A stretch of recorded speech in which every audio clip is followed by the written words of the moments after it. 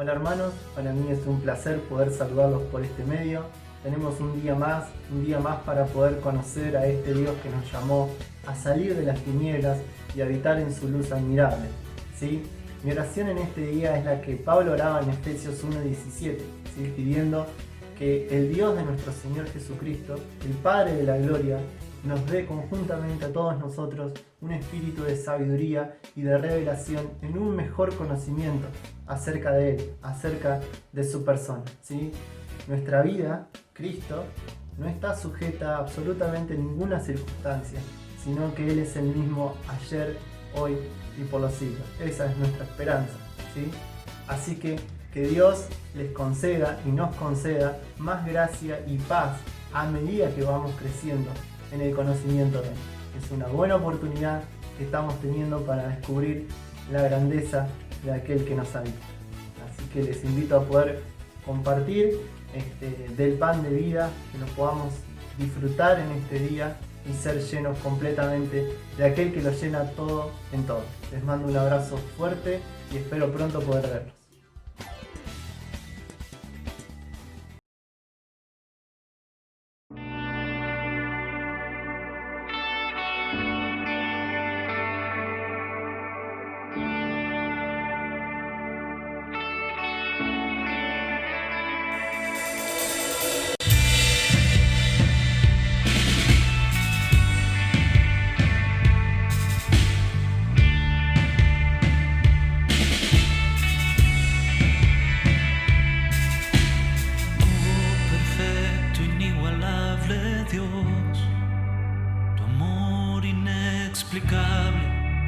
Tu reino inigualable, asombroso coronado estás, en trono de victoria, vestido estás de gloria. Por los siglos de los siglos, tu reino se establecerá, digno de gloria, digno de honor, digno de toda adoración. Tú eres rey, tú eres rey, tú eres rey,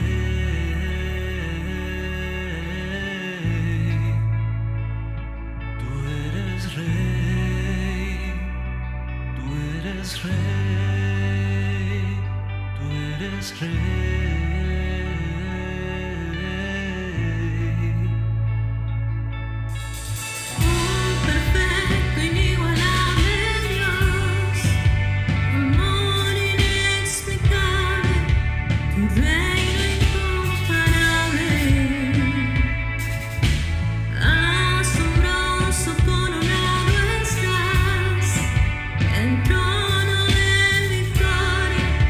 Vestido está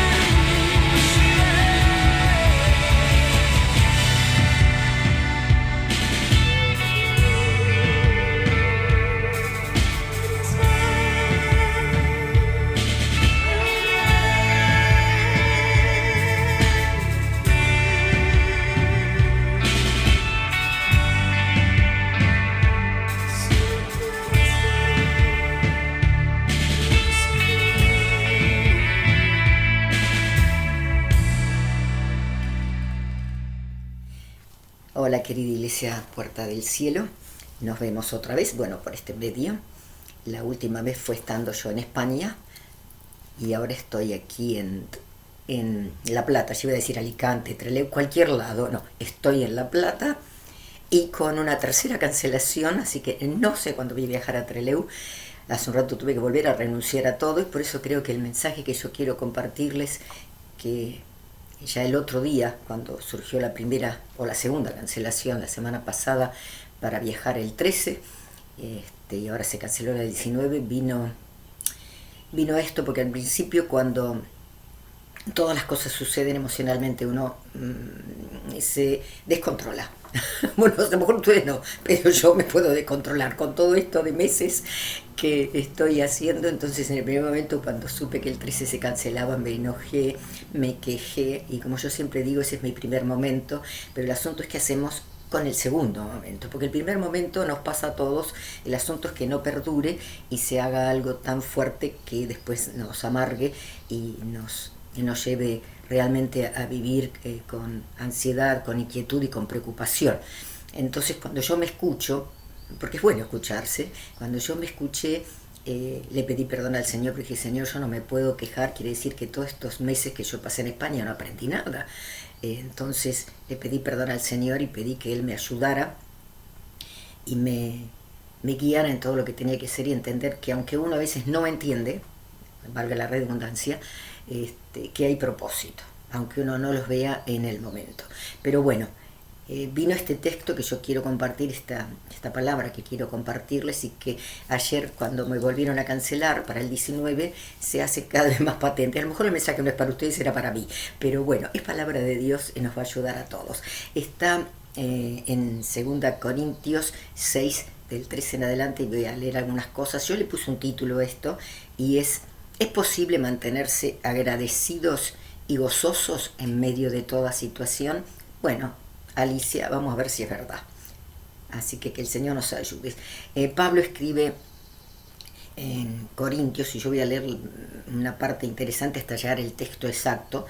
Dice, no dando nosotros en nada motivo de tropiezo, le estaba escribiendo a la iglesia de Corinto, para que el ministerio no sea desacreditado, sino que en todo nos recomendemos a nosotros mismos como ministros de Dios, en mucha perseverancia. Entonces él empieza a relatar ahora una serie de cosas que él ha vivido y que aún seguía viviendo hasta el día que él partió, ¿no?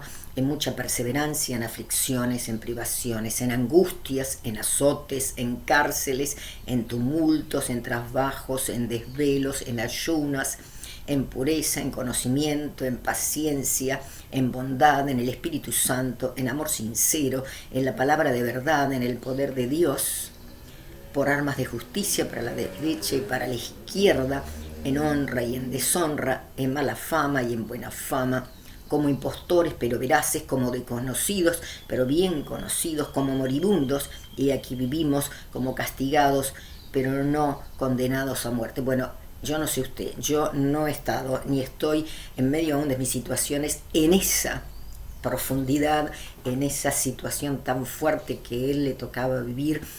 Quizás a mí es difícil para mí, pero yo no he llegado a esa medida, entonces por eso es importante cómo él concluye esos pensamientos en el texto que yo quiero dejarles hoy, que está en 2 Corintios, que venimos leyendo 6, en el 10. Como entristecidos, claro, lógicamente con todo eso, mas siempre gozosos, como pobres, pero enriqueciendo a muchos, como no teniendo nada, aunque poseyéndolo todo. Padre, te queremos dar gracias en esta mañana, porque al leer esta palabra, por lo menos yo me encuentro tan lejos de lo que él vivió, aún de lo que vivió Jesús, y como a veces con menos circunstancias difíciles uno se queja, pero él lanza una palabra tan fuerte, tan poderosa de ánimo, de ayuda, de dirección, para que nuestras vidas sepan que en medio de todo podemos vivir diferentes. Guárdanos y guíanos en esta mañana, que tu palabra sea realmente fuerza para nuestros corazones. En el nombre precioso de Jesús. Amén.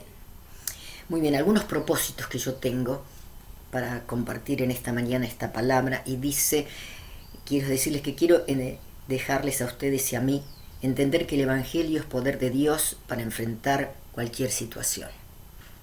Vivimos situaciones difíciles, ¿no?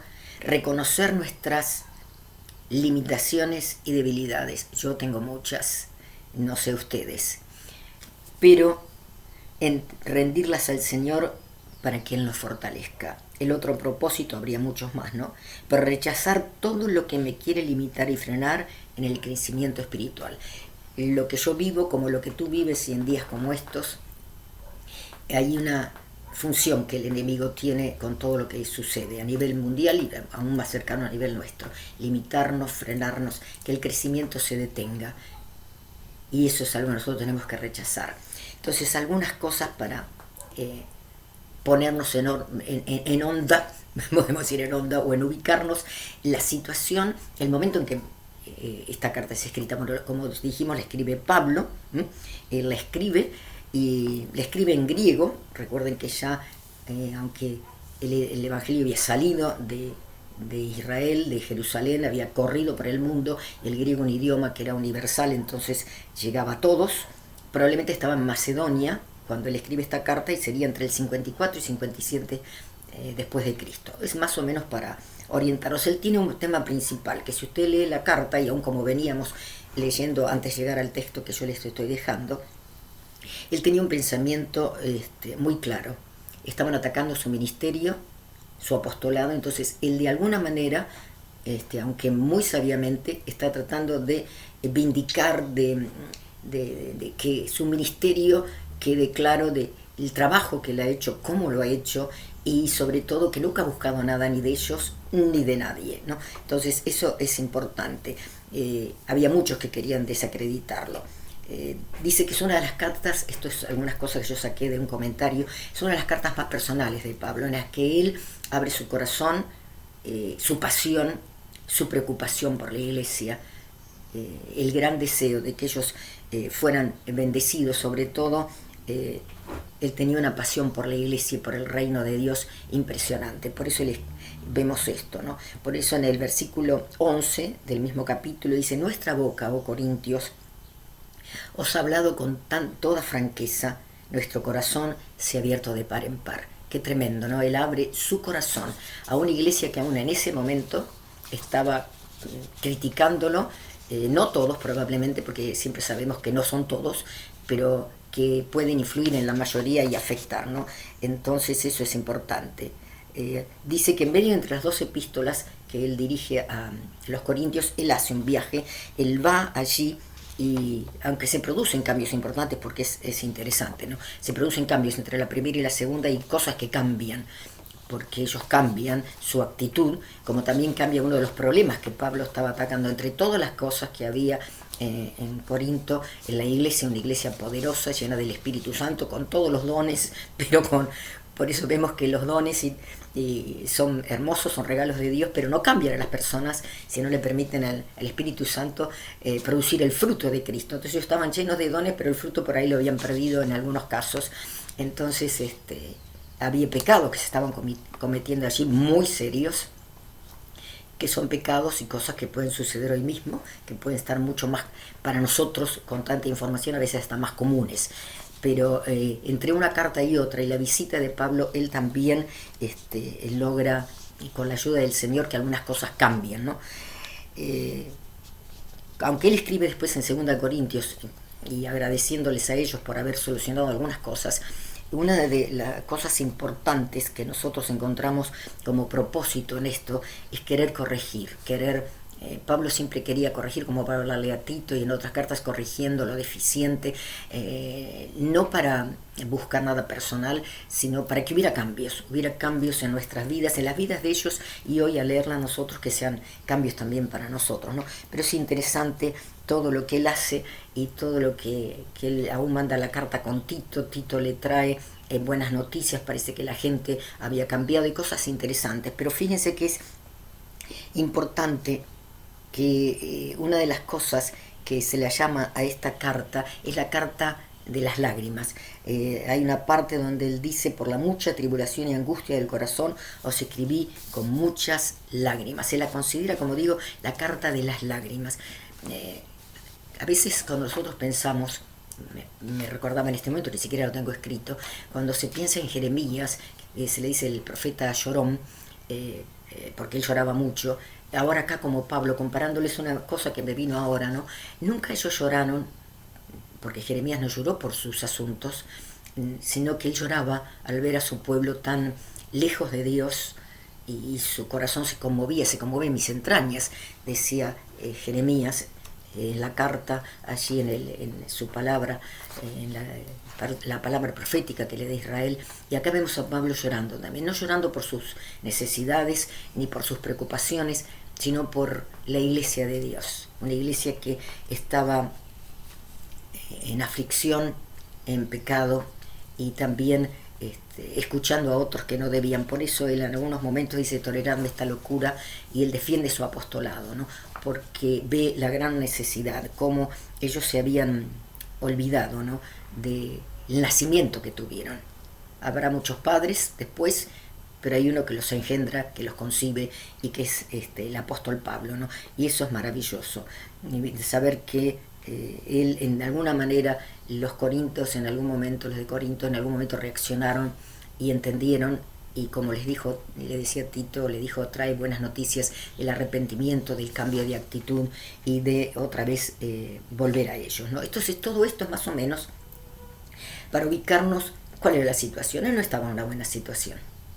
Aplicándolo a nosotros, quizás no estamos en una buena situación como para llegar a decir o aceptar tan fuerte lo que él dice: en todo lo que yo pasé, en medio de todo, en la situación externa y aún interna, porque en el momento llega a decir peligros de los de afuera, peligros de adentro, o sea, venía de afuera, pero también adentro había cosas que se ponían en operación, ¿no? Nuestros temores, nuestras luchas. Pero lo importante es que en medio de todo eso él llega a decir: como entristecidos.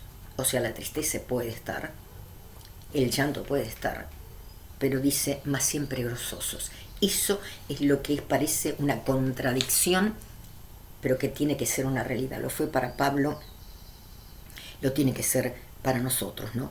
Que realmente en medio de todas las situaciones, y que la tristeza nos embargue por diferentes razones, pero tener el gozo, que como dice en alguna oportunidad, que ahora lo vamos a ver, Nehemías, es fuerza.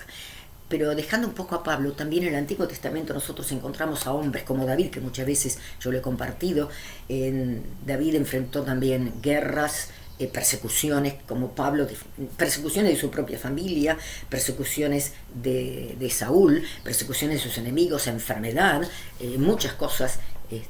Tuvo que huir, y en un momento determinado, en las huidas que tenía que hacer de su nación para escapar de Saúl, se fue a sus enemigos y se fue a Abimelec, que lo sacó porque se hacía el loco para que no... Qué interesante, ¿no? A veces las estrategias que Dios da a los hombres para que no los maten, porque era el enemigo de ellos. Y se hizo pasar por loco y dijo: bueno, yo tengo suficientes locos, vete a tu casa o vete a otro lado, aquí no. Pero por lo menos no lo mató. Pero en medio de todo eso, que era la situación de David, el Salmo 34 dice algo importante. Y vamos a leer solamente en unos versículos, no todo, pero pueden leerlo todo porque es tremendo. Dice: bendeciré al Señor en todo tiempo. Acá estamos, ¿no? Continuamente estará su alabanza en mi boca. En el Señor se gloriará mi alma. Lo oirán los humildes o los mansos, dice otra versión también, y se regocijarán. Engrandeced al Señor conmigo y exaltemos a una su nombre. Es tremendo. En otra situación, pero que produce lo mismo, ¿no?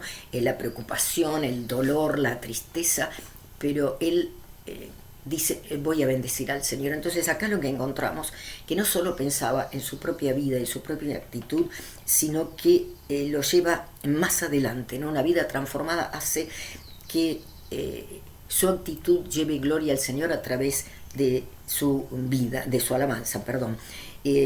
Entonces vemos que no solamente lo oirán, porque dice: lo oirán y se alegrarán. No solamente yo tengo que ser bendecido y alegrado y transformado, sino que con mi actitud, con lo que yo canto, con lo que alabo al Señor, los otros lo oirán. No van a oír mi queja, Alicia, es algo que a veces uno lucha con la queja, sino mi alabanza. Se van a regocijar a pesar de la situación. En medio de las situaciones lo hizo él y lo llevaba para que otros se regocijaran, ¿no? Y dice que esto llevará engrandecimiento y exaltación al nombre del Señor. Las actitudes nuestras, como la de Pablo, ahora la de David, hacen que no solamente uno sea bendecido, sino que el exterior, las otras personas, también sean bendecidas por nuestra actitud. Y podemos ir a otro hombre que también me gusta mucho, Nehemías, ¿no? Nehemías, cuando vuelve a su tierra, bueno, primero se entera en el lugar donde está cautivo y como copero del rey la situación de ruina, de desolación, quemada, arrasada, destruida por los enemigos, Jerusalén, y cómo él pide volver. Pero en medio de todo eso y aún de todas las situaciones que él va a vivir, en Nehemías capítulo 8, yo quiero leer algo ahora, cómo él va a vivir, porque va a vivir como Pablo, como David, como muchos, de otra forma, pero esos enemigos que vienen, los calumnian, los persiguen, las situaciones, no solamente los enemigos de afuera, porque ellos también luchan con los enemigos de adentro del corazón, pero también los de adentro, los de su propia familia, sus amigos.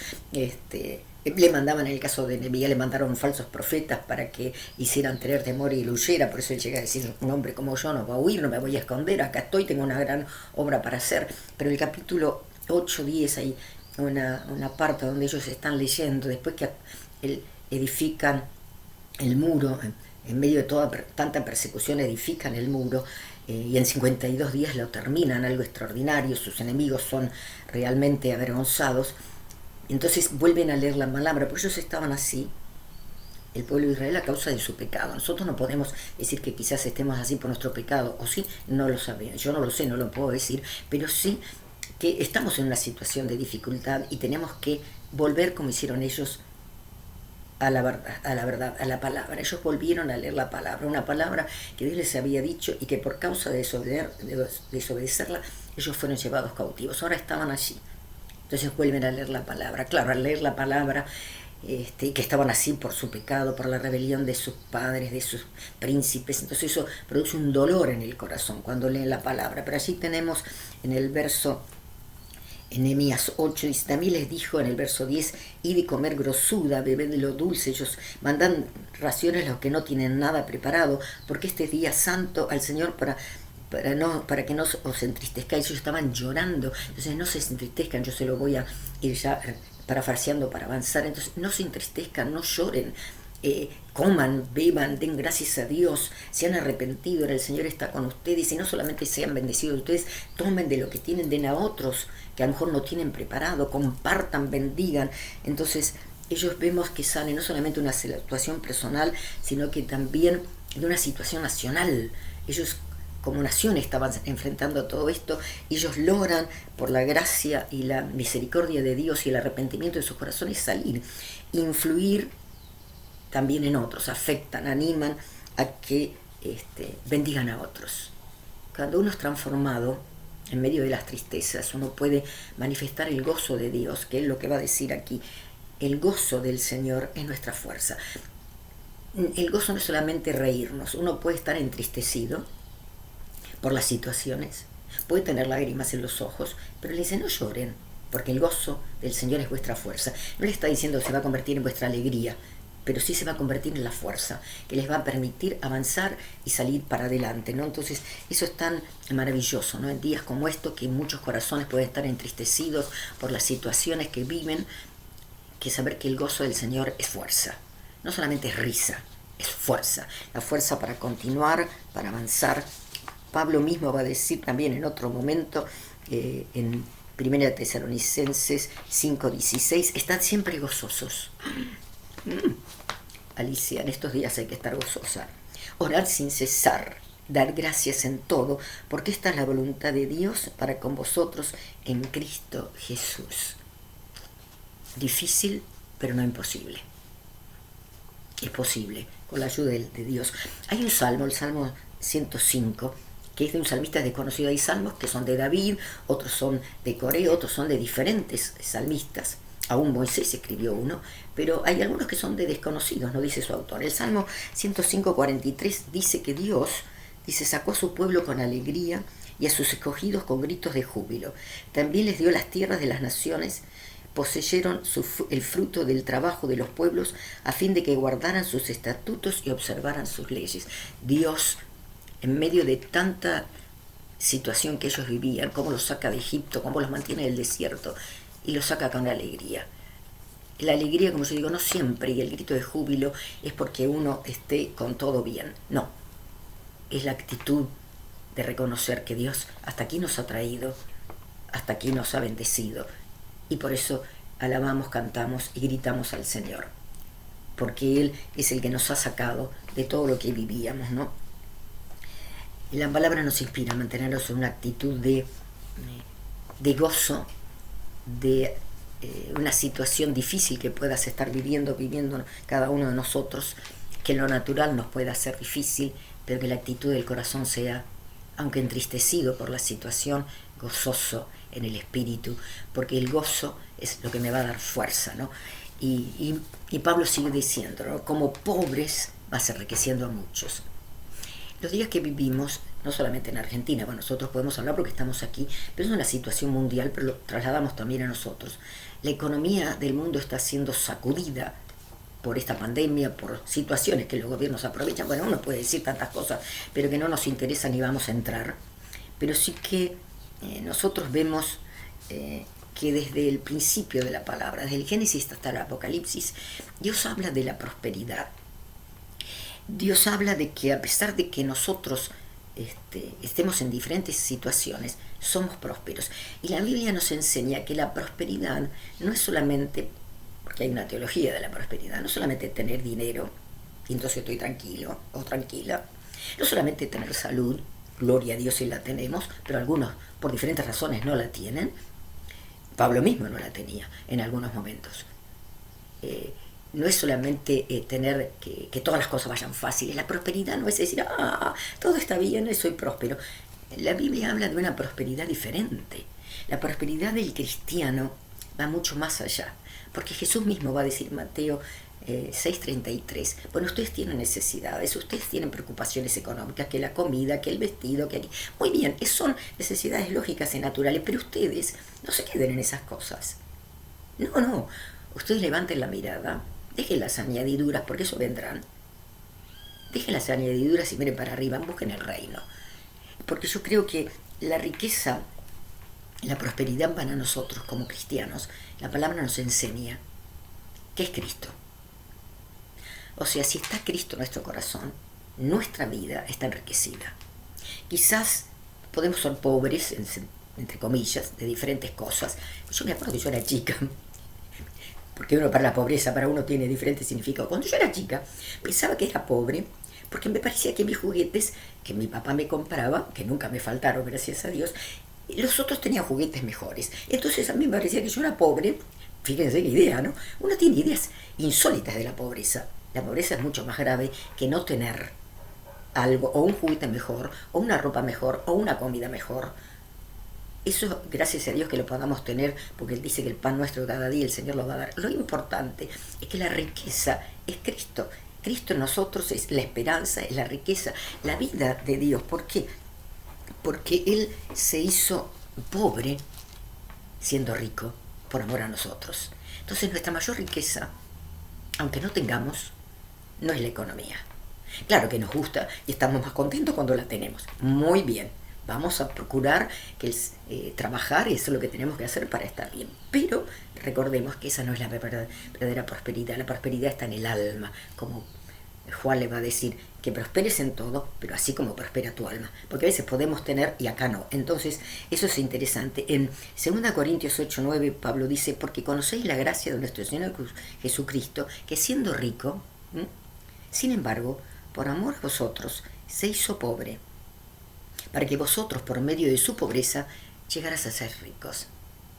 Eso nos ayuda y nos ubica, mucho más que la economía, que es buena, que procuremos, pero que no sea el fin de nuestras vidas.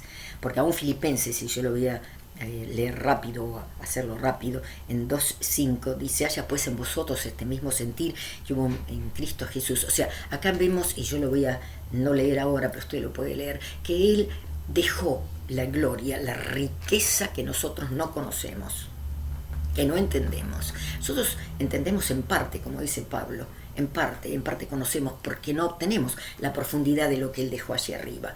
Y se hizo como nosotros. O sea, Él se hizo pobre, y aunque vivió, él tuvo lo necesario, no vivió en la abundancia, pero él se hizo pobre porque él toma nuestra humanidad, él se limita, él limita la gloria, limita la bendición de estar con el Padre para venir aquí, habitar como nosotros, ser como nosotros.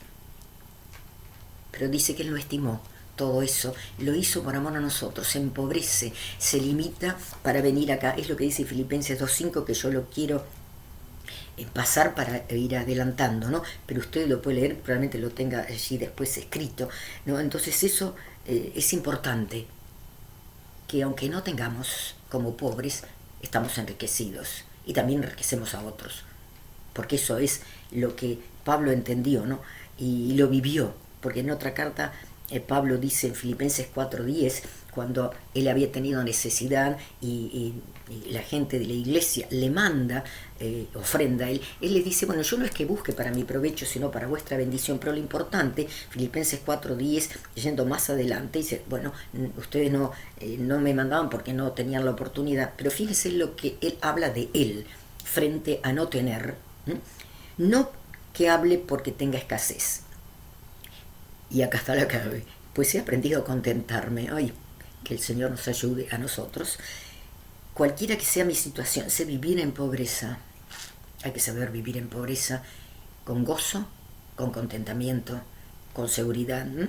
Y sé vivir en prosperidad, que también hay que saber vivir, porque si tenemos mucho, por ahí se nos va la cabeza, o la pinza, como dirían en España, se nos va porque tenemos prosperidad. Entonces no, sé vivir con una o con otra. Eso es la riqueza de tener a Cristo en el corazón. En todo y por todo he aprendido el secreto, tanto de estar saciado como de tener hambre. Yo doy gracias a Dios que nunca he tenido hambre, pero hay mucha gente, Pablo y muchos otros, y aún gente en este momento en el mundo, que tiene hambre. Y los que no conocen al Señor, quizás en amargura y en tristeza, los que conocen al Señor, probablemente con regocijo y agradecimiento, de tener abundancia como de sufrir necesidad. Y la clave es, todo lo puedo en Cristo que me fortalece, ¿no? Él puede escribir eso y alentarnos a nosotros porque lo vivió. Entonces es tan importante que aunque en lo natural no tengamos nada, sabemos que somos ricos, pero también enriquecemos a otros con nuestra actitud y nuestro testimonio, ¿no? Dice, como no teniendo nada, continúa diciendo, aunque poseyéndolo todo. Por eso digo, hay cosas muy contradictorias en lo que dice. Parece que son contrarias, pero se unen, porque se unen en Cristo y cambia la situación. Dice, por eso yo agregué, por eso somos agradecidos, porque aunque no teniendo nada, poseemos todo, ¿no? En la carta a los Colosenses, en medio de la prisión y de la persecución, él puede exclamar una verdad tan importante. En Colosenses 3.15 dice, y que la paz de Cristo, en medio de todas las situaciones, tiene que haber paz, porque la paz es la que a mí me va a dar equilibrio, pero no mi paz, porque nosotros no la tenemos, la paz de Dios. Y se reine vuestros corazones, a la cual en verdad fuisteis llamados en un solo cuerpo, y sed agradecidos. Aunque no tengamos nada, lo poseemos todo, porque si tenemos la paz de Dios, nos va a dar el equilibrio, la estabilidad, la seguridad, la confianza para que nosotros podamos avanzar y hacer las cosas, ¿no? Eso es tan importante. Él podía estar agradecido en todo. Aún Pablo en algún momento de su vida, por eso es tan importante algunos ejemplos de estos hombres, porque en un momento de su vida, a causa de la revelación, a veces nosotros podemos estar así a causa de que no nos cuidamos bien, o que atentamos contra nuestra salud, o que hay pecado, o que a Dios le place, como en el caso de Pablo. Él, por una revelación que tuvo, le fue dada una enfermedad, o por lo menos un aguijón en la carne, dijo él. Muchos suponen que podía ser una enfermedad en los ojos, porque hay un momento que él dice, si fuera posible, ustedes hubieran sacado sus ojos para dármelos a mí. Por eso algunos piensan que no es seguro, pero puede ser una posibilidad. Entonces, pero él oraba al Señor como yo, como tú, Señor. A ver, arréglame esto como yo, Señor, por favor, que Aerolíneas me conteste, que me manden el vuelo. Uno está ahí, ¿no? Hasta ahora el Señor no me dijo esto que le dijo Pablo, pero es interesante lo que él le dice, ¿no? En 2 Corintios 12:9. Y él me ha dicho, o sea, el Señor, te basta mi gracia. Pues mi poder se perfecciona en la debilidad. Por tanto, o sea, Dios le dijo a Pablo, no, como le dijo también a Moisés en un momento, no me pidas más, no vas a entrar. Oh, no sé usted, pero a uno le agarra algo, ¿no? No es que perdieron la salvación y perdieron la oportunidad y la bendición, pero eso no. Eso no. Entonces, pero entonces él va a decir, muy gustosamente me gloriaré en mis debilidades, para que el poder de Cristo more o repose en mí, también dice otra versión. Por eso me complazco en las debilidades, en insultos, en persecuciones, en privaciones y en angustias por amor a Cristo, porque cuando soy débil, entonces soy fuerte. Alicia, no ha llegado a este punto. Como dice de Hebreos, no hemos llegado a sufrir hasta la sangre, y a veces me quejo por cosas tan insignificantes y me quiero tenerlo todo, lo externo, cuando ya poseo todo lo que Cristo ganó para mí. Él llega a decir eso, por eso es una forma de decir, todo lo tengo, todo lo puedo, todo lo soporto en Cristo. Como lo va a decir en Filipenses 4:13, todo lo puedo en Cristo que me fortalece. Entonces todo lo que viene no me preocupa.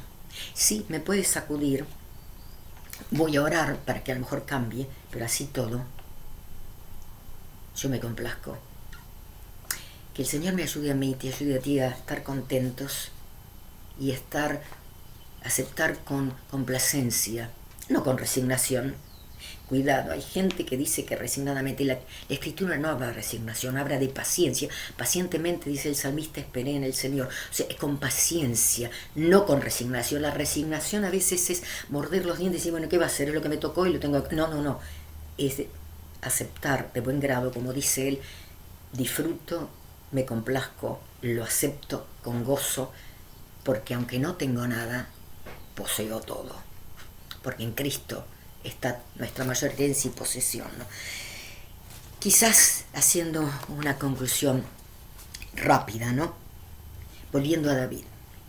David enfrentó todo tipo de problemas, como vimos, pero el Salmo 103 vuelve a recalcar algunas cosas. Yo no lo voy a leer todo porque es largo, léalo, porque él dice, bendice alma mía al Señor, bendiga todo mi ser, su santo nombre, bendice alma mía al Señor, no olvides ninguno de sus beneficios, es el que perdona, el que sana, el que rescata, el que te corona, el que te colma de bienes. Bueno, y así usted y yo podemos leer todo lo que David dice, y él es un hombre que enfrentó muchas situaciones, ya lo vimos, pero puede llegar a decir eso, ¿no? Como bendice alma mía al Señor y no te olvides, porque cuando uno entra en estas situaciones, tanto yo, hablo de mí misma, entra en una situación en que la cosa no es como uno quiere, como uno lo espera, como uno ya pongan en primero y me voy, entonces uno puede olvidarse de que hemos llegado hasta aquí porque Él nos trajo. El pueblo en el desierto, el Señor les dice, no le faltó comida, no le faltó calzado, no le faltó ropa. Yo siempre pienso en eso. No sé, no le faltó nada. Iban estirándose con ellos y con las telas que habían llevado se habrían hecho otros vestidos, no sé, pero es interesante. Entonces no nos olvidemos. El Dios que lo hizo ayer lo volverá a hacer hoy, y tenemos la esperanza que si Él se tarda en venir o no nos lleva todavía, Él lo volverá a hacer, ¿no? Como Nehemías, ¿no? Él enfrentó las críticas, los celos, las calumnias, falsas profecías, como decía hoy, que querían destruirlo y sacarlo del propósito. Él siempre tuvo el propósito claro, por eso es importante no perder de vista lo que dice la palabra y lo que Dios te dijo a ti y lo que me dijo a mí, aún en tiempos como estos, ¿no? Y por eso Él llega a decir en Nehemías 9:32, cuando ora, Él ora siempre y da gracias a Dios. Ahora pues, Dios nuestro, Dios grande, poderoso, temible, que guardas el pacto y la misericordia. Entonces no parezca ante ti insignificante, ante ti toda la aflicción que nos ha sobrevenido. Bueno, relata lo que Él ha vivido, pero sobre todo Él reconoce que Dios es grande, es nuestro Dios, grande, poderoso y temible, que guardas el pacto. Yo puedo olvidarme del pacto con Dios, tú puedes olvidarte del pacto con Dios. Dios no olvida nunca sus pactos. Él permanece fiel. Aunque yo fuera infiel, dice Pablo, Él permanece fiel. Entonces tengamos en cuenta esto, ¿no? Como Pablo sabía quién era, dónde estaba su riqueza, dónde estaba su fuerza, dónde estaba la victoria, dónde estaba su poder. 2 Corintios 4:7, y lo voy a leer rápido también porque el tiempo corre. Dice, tenemos este tesoro. ¿Cuál es el tesoro? El dinero, la salud, la familia, la fama, la ubicación en una posición social, en una carrera, que todo eso está muy bien. Pero el tesoro más grande es Cristo en nosotros. Tenemos ese tesoro, que el Espíritu Santo vive en nuestro corazón y revela a Cristo en vasos de barro. No hay otra. Para que la extraordinaria grandeza del poder de Dios sea de Dios y no de nosotros, afligidos en todo, pero no agobiados. Acá habría para otro mensaje, ¿no? Perplejos, sorprendidos por todo esto, pero no desesperados. Perseguidos, quizás te persigue la salud, la economía, la familia, la situación, la falta de trabajo, bueno, tantas cosas, los problemas internos que todo esto está trayendo a la gente. Dice, pero no abandonados. Quizás las situaciones nos persiguen, pero no estamos abandonados. El enemigo quiere decirte que estás sola, que estoy solo. No estamos abandonados. Dios está con nosotros. Derribados, puede ser que la situación te haya derribado. A veces caemos por diferentes situaciones, pero no estamos destruidos. Llevando siempre en el cuerpo, por todas partes, la muerte de Jesús, para que también la vida de Jesús se manifieste en nuestro cuerpo. Y habría más, porque Él sigue diciendo, o sea, qué tremendo, ¿no? Cómo Él tiene en claro. Las situaciones nos golpean, nos dan, nos dicen, nos tiran, hasta podemos estar en el suelo, pero no estamos ni abandonados ni destruidos. No somos pobres, porque poseemos todo. Aunque estemos entristecidos, el gozo del Señor es nuestra fuerza. Nosotros estamos seguros en Él, porque Él es el que nos ha enriquecido y que aún nos hace de riqueza para otros, ¿no? Como Jesús, el mejor ejemplo, quien nos mostró el camino y la dependencia al Padre, quien dejó todo por amor a nosotros. ¿Qué puedo dejar yo? ¿Qué puede valer tanto en mi vida y en la tuya que se compare a lo que Él dejó? Nada, no, porque lo vemos como Él vino para socorrernos, para levantarnos, para llevarnos de vuelta al Padre y para darnos la fuerza para caminar hasta el fin. Por eso en Lucas 12:29 le dice algo sencillo que decía Mateo también, como decía al principio 6:33, todo lo que es la economía, que es lo que a veces nos preocupa a todos, como en estos días, ¿no? Vosotros pues no busquéis qué habéis de comer ni qué habéis de beber. No estéis preocupados. La clave de todo esto no es que esté reñido, que yo trabaje, que quiera tener, que quiera sostener a mi familia, no, pero que eso no sea una preocupación. No estéis preocupados. Otra versión dice, no estéis en ansiosa perplejidad. No estéis en ansiosa inquietud, dice otra versión. O sea, la ansiedad, la inquietud que estas cosas nos producen. Cada uno de ellos lo supo decir, miren, todo esto nos afecta, pero no nos destruye, porque Él está con nosotros. Cuanto más Jesús, ¿no? Y en un mundo inquieto, porque el mundo está inquieto, el mundo está cambiando constantemente, inquieto, ansioso, confuso, lleno de ingratitud y de queja, incrédulo. En un mundo así, el Señor quiere que nosotros, sus hijos, nos levantemos como gente agradecida. Sed agradecidos, llenas de gozo, estad siempre gozosos, y sabiendo que fuimos enriquecidos. Él se hizo pobre para hacernos ricos, por Él y en Él, y de esa forma bendecir, enriquecer y afectar poderosamente en su nombre a una sociedad tan necesitada como esta. El mundo necesita ver vidas diferentes, y yo hablo por mí misma. Tienen que verme diferente, que todo esto que yo estoy viviendo, que tú estás viviendo, que nos está preocupando, no nos destruya, no nos afecte, no nos lleve a querer manifestar la queja, el dolor y la ingratitud. No, vamos a ser diferentes.